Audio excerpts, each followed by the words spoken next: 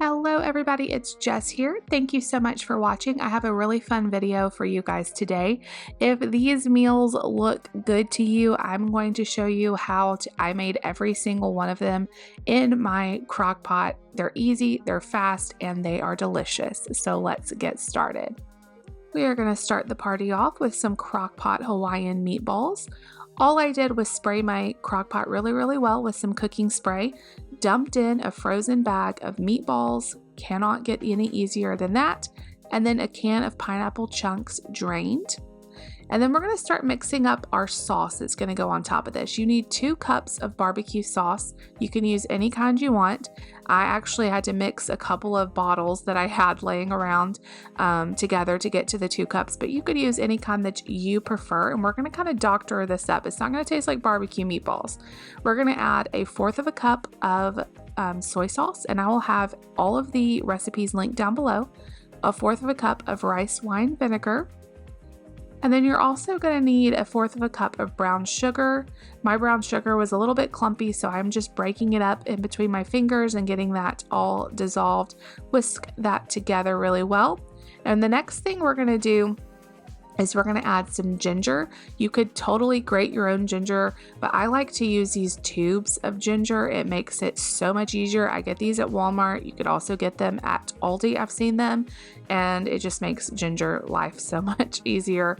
And then also you need 3 cloves of garlic, and that's part of why this is so delicious and garlicky and delicious. I just grated those garlic cloves right into the sauce, getting all 3 in there. And then you're just going to whisk it together really well, and you're going to pour this mixture over your meatballs. Now this can go in your crock pot low for 5 to 6 hours or high for 2 to 3 hours until hot. And I'm going to show you guys how I serve these. So once you pour the sauce over it, you just want to give it a very light stir to make sure all of those meatballs are combined. And we're going to pop the lid on there. This, you guys, this was such a delicious recipe. We are going to add this to our favorites and make it again and again. So while that was almost done cooking, I went ahead and roasted some green beans, and I thought you guys might like to see how I make frozen green beans taste like fresh. So I just take a bag of frozen green beans and put it on some parchment paper, top it with some olive oil, and then also this garlic salt.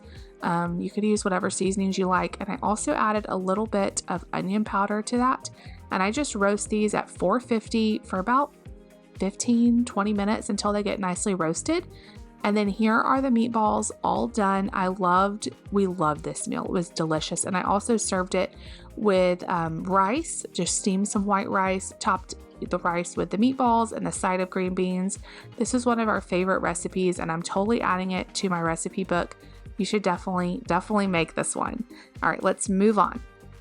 All right, moving on, you guys. This is the creamy white chicken chili. This was probably David's favorite for the whole week. He ate so much of this.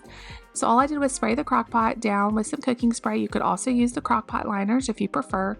Throw in some chicken breasts. These were 2 huge chicken breasts, and we're going to season this up. This is what makes it so delicious. So we started out with some salt, and then we're going to do some pepper. And then we're going to add a bunch of other spices, including cumin, some ground oregano, and then of course some chili powder because this is chili. And I didn't have any cayenne pepper, and so instead I just threw in a little bit of hot sauce, which is the same flavor. This came out so slow, and it didn't make it spicy. It just added a nice flavor to it. So I got the cayenne hot sauce in there. And then on top of the chicken, I threw in a diced onion. I diced that up pretty small because we're not big fans of onion, but it kind of dissolved in there. You didn't even really notice it. And then also on that cutting board is some garlic that I minced up. I added 2 cans of Great Northern beans to this. This is so easy to just throw together and not worry about, and dinner's ready. And then a can of drained corn. And then I also added a can of diced green chilies. You could use whatever kind. These are medium, but you could use mild or hot if you wanted to. This is a large can. And then I added some chicken broth. I really like the chicken base, and then I just dissolve that in warm water, but you could use chicken broth or bouillon cubes. And this is going to cook on low for 8 hours or on high for 3 to 4. About 15 minutes before you want to serve it, we're going to shred up the chicken. This is my favorite way to shred chicken, is just a hand mixer, and it makes such quick work of this. Do you guys see the way it's just shredding it up? You could also cube it if you prefer that. I did it fairly fine. And then this was a trick that I added all the chicken back in, but you're going to add some cream cheese, and you could just throw the block in there, but they said that if you wanted it really creamy, to whisk it together with some of the warm broth from the soup, and it would just make it not chunky. If you guys ever had that problem with cream cheese, this worked out really, really well. So I just used my same hand mixer and blended that cream cheese into the warm liquid, added that back into the soup, and this made it so creamy. And then also that cream cheese gives it just a really nice flavor. So I added that back up, stirred it into the soup. And then it called for some half and half, but I didn't have half and half, so I just used some heavy cream, but not very much. Like, I think it was half of a cup in that whole big pot of soup. This soup could feed an army. It was a ton of food. Might have even been a fourth of a cup. I'll link all of the recipes down below, of course. We're going to stir that together and let it go in the crock pot for another 15 minutes, and then we will be ready to eat. This was one of my new favorite soups, like better than any white chicken chili I've ever had. Once that cooks for 15 more minutes, you're ready to eat. And let me show you guys how we decided to top this, because I think chili is all about the toppings you put on it. So I got a bowl, and look how delicious this is. It was good. It was creamy, but it was also still kind of brothy, and it was so comforting. I like soups all year long. We eat soups in the summer, but I like in the crock pot, it doesn't overheat your kitchen. So I topped it with some sour cream. This is actually David's bowl. Some sour cream, some cheese. I crushed up some tortilla chips. I eat mine the same way, but I also put some diced avocado on my bowl. And then this night I had made some jalapeno cheddar cornbread, so I put that on the side. You guys, this was so delish. Moving on to Nate's pick, the Crockpot mac and cheese. This was really, really good. I wanted a recipe that you didn't cook the noodles in the Crockpot, because I feel like they don't turn out very good like that. So I cooked the noodles on the stove, just in a pot. I cooked these elbow noodles a little bit shy of al dente because I knew they would carry over cooking a little bit. I drained them when they were done. And then we're going to also make our cheese sauce on the stove, but it comes together really, really quickly. Added some butter to a pot, threw in some grated cheddar cheese. I would highly recommend grating your own. It melts way better. And you're going to just stir this around until it melts. And then once it does, we're going to add some milk. And we're going to stir that around and also add a can of cheddar cheese soup. I love adding the can of cheddar cheese soup into macaroni and cheese recipes. I feel like it gives it such a nice, creamy, cheesy flavor. And then we're also going to add some sour cream, and then some salt and pepper.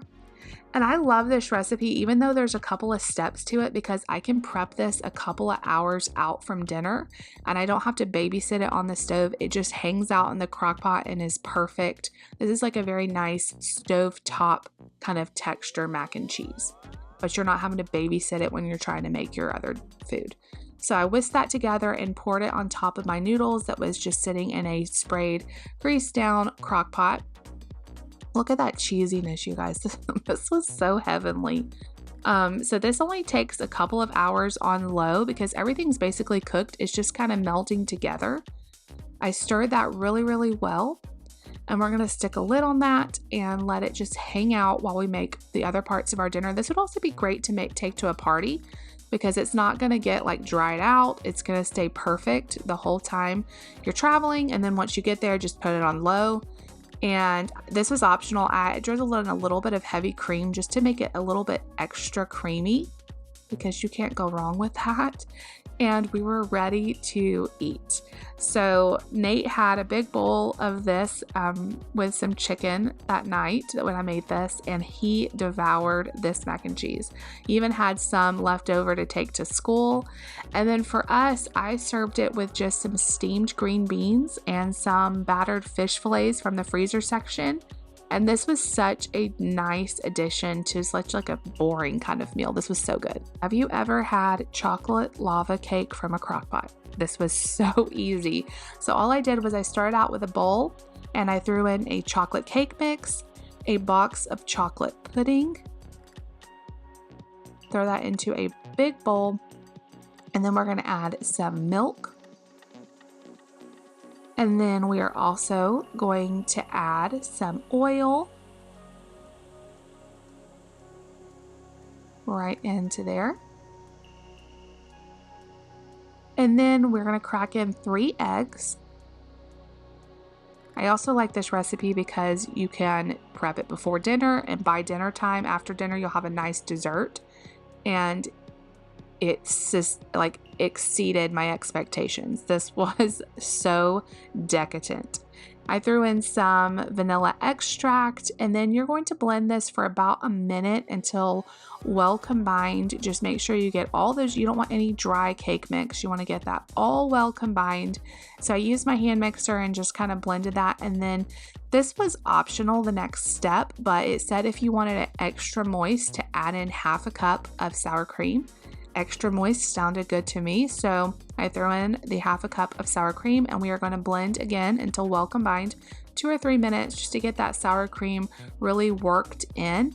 And this is going to bake in the crock pot, no oven required. So this would be great for the summer, also great for a party. I sprayed the crock pot really, really well just to make sure nothing sticks. You definitely could use a crock pot liner. I know a lot of you like those. I used to, but I just find a little bit of cooking spray and I don't have to buy those, and it just saves some money. I poured in all of that delicious looking cake batter. It was so thick and just chocolatey. So I got that into my crock pot, and then here is the magic. You're going to add a bag of chocolate chips right on top, and this is going to be like the lava. So once this bakes in your crock pot, it's going to bake up over these chocolate chips, but the chocolate chips are going to be all gooey in there, and it's going to make it like a chocolate lava, molten lava cake. So this is only cooks for 2.5 hours on low, and once it gets done, this is what it looks like. I know it's hard to see in the camera. It's really hard to see how gooey it is. It was super gooey, but not like an uncooked cake. It was so good.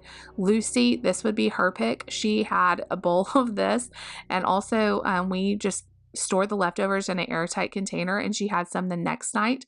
I would recommend topping with some ice cream, of course, and you have dessert in a crock pot, and it's delicious. Okay, you guys, next up.